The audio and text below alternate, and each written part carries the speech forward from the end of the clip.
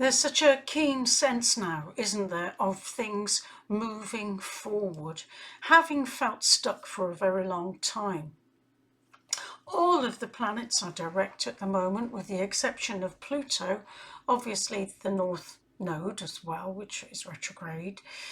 And we've had movement on the 9th. We've had Jupiter going into Cancer, followed shortly by Mercury. And just on the 6th, a few days before that, Venus moved into Taurus. And there's been a lot of movement in the planets, a lot of them changing sign. And it's significant as well that so many of these changes are happening in cardinal signs, which again is a real indicator of a dynamic move forward.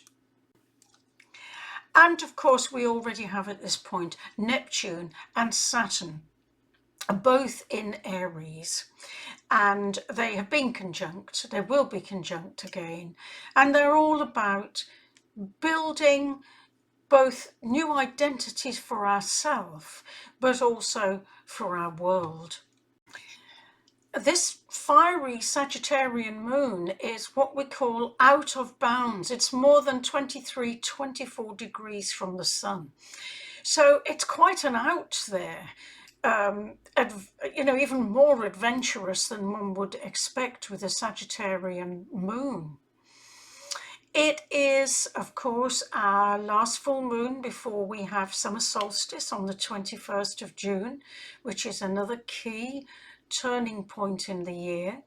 And just a few hours, I think within certainly 12 hours or so of the full moon, the moon will be passing by the galactic center at 27 degrees of Sagittarius. I think this is a time to feel inspired. It is a time to have that Jupiterian faith, both in the cosmos and also in oneself. And definitely a time to see those visions and to take those actions that are actually going to help us bring in the futures that we wish for, that we want.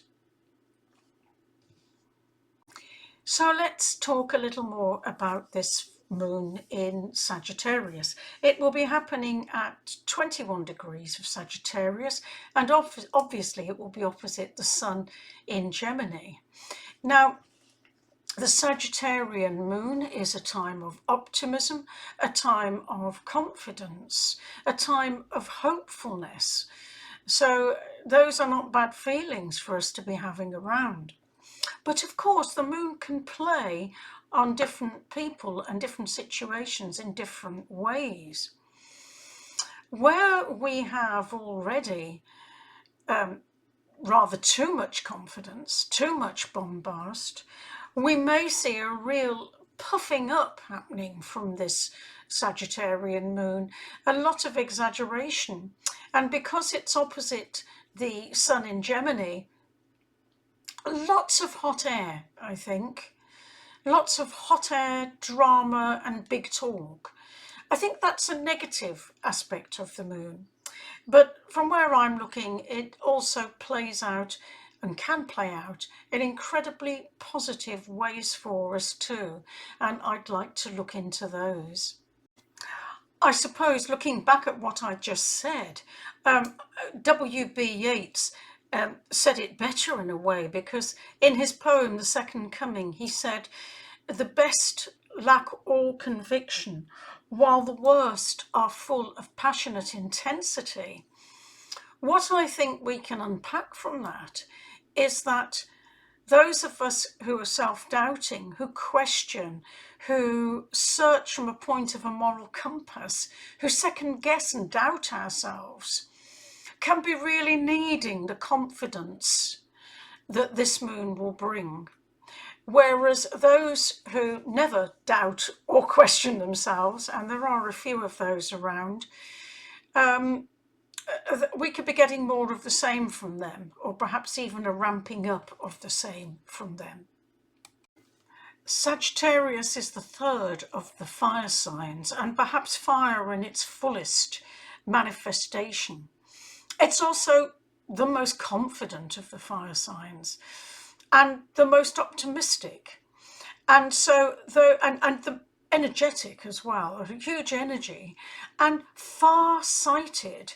You know, it's always wanting to aim those arrows into the future, thinking of what's ahead, of the projects ahead, of the way to go, and feeling a sense of excitement about that, and enthusing the situation with energy.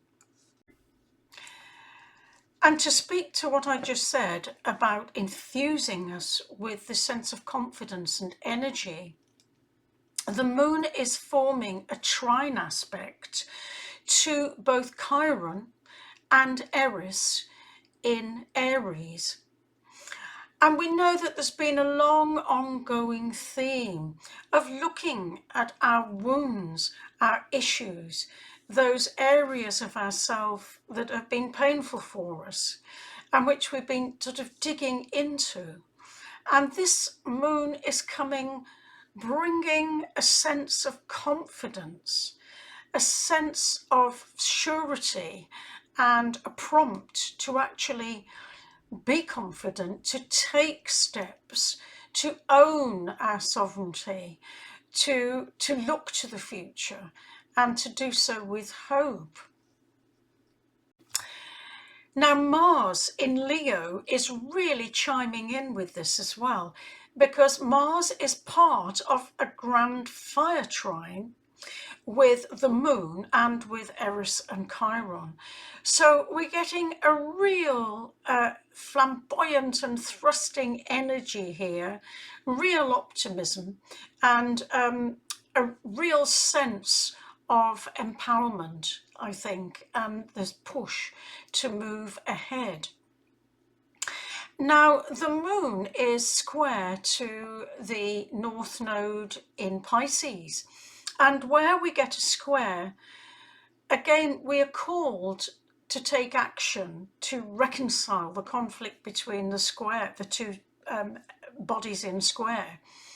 And I think that, again, now is the time to be taking steps towards our bigger goals, to be coming out from under our stones, you know, to be coming out of the woodwork, from the places where we have perhaps been too small in our lives, too hidden away, too apologetic. And that now is the time to take those steps. And remember, we can do this in an incremental way, but the point is that we take them, that we begin taking actions which will move us forward and also therefore help the collective move forward. Jupiter, who is the ruler of this moon, has recently moved into Cancer and is conjunct there to Mercury. So this again is a sense of this communication going on there, this desire with Jupiter by Mercury to be thinking bigger. Now, whilst the danger is that for some people that might be really foolish inflation, for most of us this is a real call to think outside the box, to realise that we can be more than we think we can, that we can dream bigger dreams and think bigger thoughts. So Jupiter with Mercury is bringing a similar message here, because the Sagittarian moon is asking us to sort of move beyond the boundaries, push the limits, move out, be confident, expand ourselves, bloom, if you like. And Jupiter by Mercury is bringing in this sense of the bigger picture. So whereas mercurial thinking can be very fact-based, Jupiter is bringing in here larger visions, larger vistas, bigger views. Now, Jupiter is also exalted in the sign of Cancer, and I think it's quite significant that it has made this move.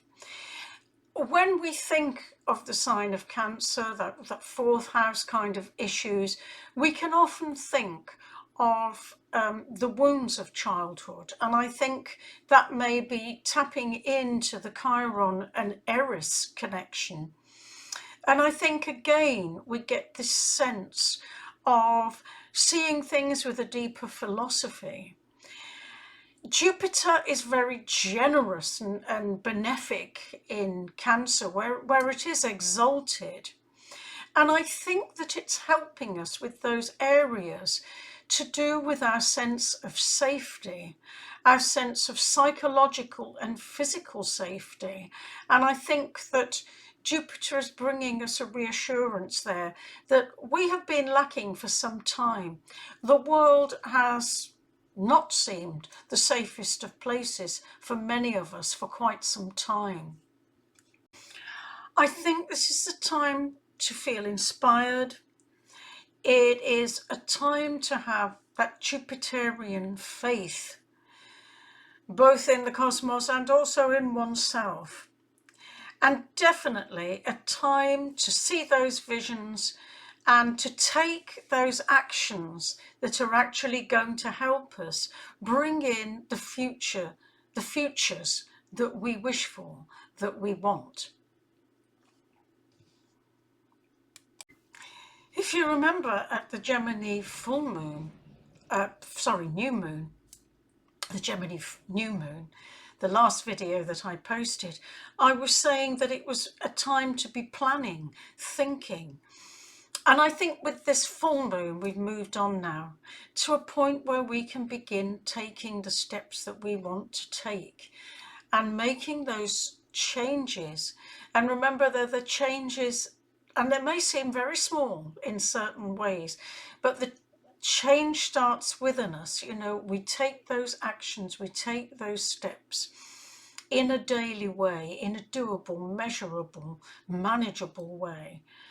And then we set the ball rolling, because I think we're so much in times of huge change now, and we are rolling forward. And the best thing we can do is go forward with some hope, faith, confidence, and optimism for the future. This is a very, very short video, but a positive one. And what a joy it is to be able to give positive messages. I look forward to seeing you next time. So for now, bye-bye.